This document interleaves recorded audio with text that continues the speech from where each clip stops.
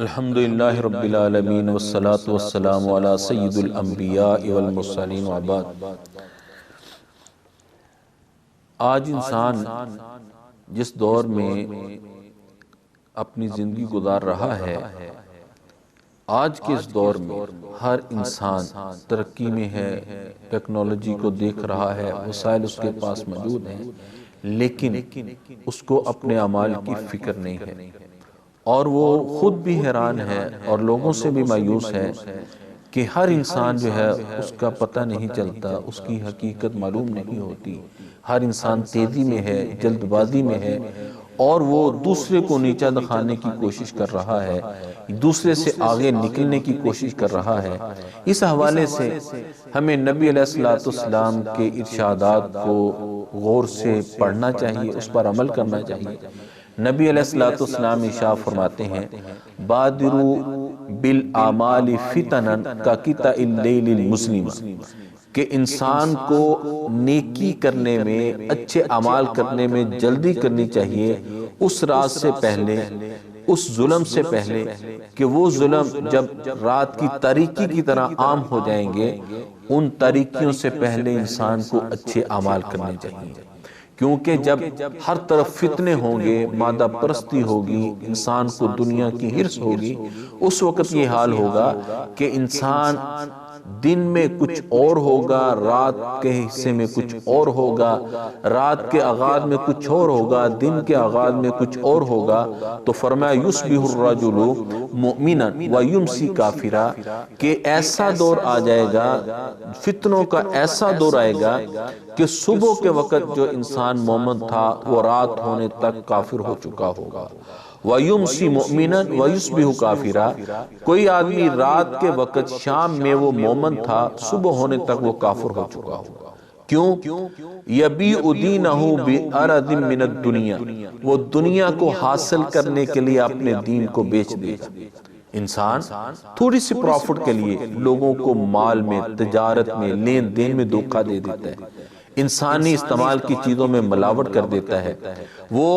اپنی خواہش کو پورا کرنے کے لیے دوسروں کے حقوق کو ہڑپ کر لیتا ہے۔ یہ اپنے ایمان کو بیچنے والی بات ہے۔ جس طرح رسول اللہ صلی اللہ علیہ وسلم کا ایک ارشاد ہے کہ جب انسان زنا کر رہا ہوتا ہے اس کے اندر ایمان نہیں ہوتا، جب انسان چوری کر رہا ہوتا ہے اس وقت اس کے اندر ایمان نہیں ہوتا، اگر ایمان ہوتا وہ یقیناً برائی نہ کرتا۔ اس لیے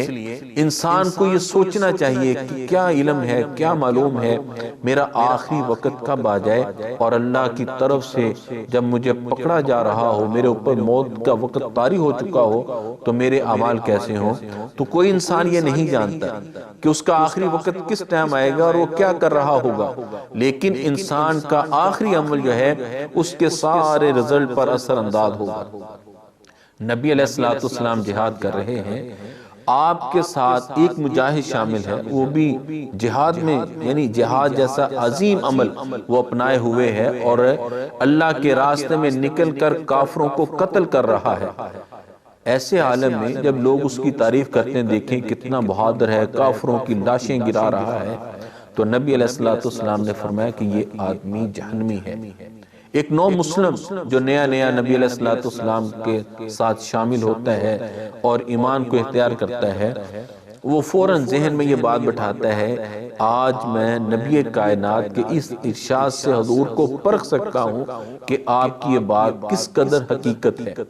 اس نے اس نوجوان کا پیچھا شروع کیا، وہ لوگوں کو قتل کرتا رہا، کافروں کو گراتا رہا، حتیٰ کہ جب خود زخموں سے چور ہو کر گرتا ہے تو اللہ کے راستے میں آنے والے جو زخم تھے جس پر اسے صبر کرنا چاہیے تھا، اس نے صبر نہیں کیا۔ جہاد میں آنے والی تکلیفوں پہ یعنی جو نبی علیہ السلام کے ساتھ مل کر ایک عظیم مشن پہ نکلا تھا، اس جہاد میں جو اس کو چوٹیں آئیں، ضربیں لگیں، زخم آئے، جسم جو ہے وہ کٹ گیا، اس کی تکلیف کو برداشت کرنے کی بجائے، صبر کرنے کی بجائے، اس نے اپنی ہی تلوار کو زمین پہ رکھا اور اپنے سینے کو چاک کر لیا، یعنی خودکشی کر لی۔ وہ آدمی جو مسلم تھا دوڑا ہوا نبی علیہ السلام کے پاس آتا ہے اور عرض کرتا ہے آقا آپ اللہ کے سچے رسول ہیں، میں گواہی دیتا ہوں۔ آپ نے پوچھا کہ آپ کس بات سے یہ بات کر رہے ہیں، کس وجہ سے یہ کہہ رہے ہیں؟ تو اس نے بیان کیا کہ آقا آپ نے فلاں آدمی کے بارے میں بیان کیا تھا کہ وہ جہنمی ہے، میں نے اس کا پیچھا کیا، جب دیکھا کہ وہ گرا ہے اور زخموں کو برداشت نہیں کیا اور خودکشی کر لی ہے تو مجھے یقین ہو گیا کہ آپ اللہ کے سچے رسول ہیں۔ تو وہ جہاد کرنے والا، نبی کائنات کو دیکھنے والا، آپ کا صحابی، اس کا آخری عمل جو ہے اس کے سارے عملوں پہ متاثر کرتا ہے، اثر ڈالتا ہے۔ اس لیے انسان کو ہمیشہ نیکی کا کام کرنا چاہیے۔ صحیحین کی حدیث ہے، نبی علیہ السلام نے عصر کی نماز پڑھائی، سلام پھیرتے ہی روٹین سے ہٹ کر، معمول سے ہٹ کر حضور فوراً جلدی سے نکلے اور اپنے گھر میں چلے گئے۔ صحابہ اکرام بڑے پریشان ہوئے کہ کبھی ایسا نہیں ہوا کہ حضور ایسے گئے ہوں، کیا معاملہ ہے، کیا وجہ ہے؟ نبی علیہ السلام واپس آئے، صحابہ اکرام نے استفسار کیا، حضور نے فرمایا کہ میرے پاس ایک سونے کی ڈلی پڑی تھی جو زکوٰۃ میں سے، صدقے میں سے آئی تھی، تو مجھے یاد آ گیا نماز میں، تو میں فوراً گیا کہ کہیں ایسا نہ ہو کہ اس سونے کی وجہ سے تاخیر ہو جائے، وہ مال میرے گھر میں پڑا رہے، میں نے جلدی کی ہے کہ اس کو جس کا حق ہے اس تک پہنچا دوں۔ تو نبی علیہ السلام تو نیک عمال کرنے میں جلدی کیا کرتے تھے، دنیا داری سے ان کو لگاؤ نہیں تھا۔ اسی طرح ایک آدمی نوجوان تھا، حضرت جابر رضی اللہ تعالیٰ عنہ بیان کرتے ہیں کہ نبی علیہ السلام کے پاس آتا ہے، آقا اگر میں اللہ کے راستے میں قتل کر دیا جاؤں، جہاد میں شہید ہو جاؤں تو میرا ٹھکانہ کیا ہوگا؟ آپ نے فرمایا جنت۔ وہ کھجوریں کھا رہا تھا، اس نے کھجوریں وہیں چھوڑی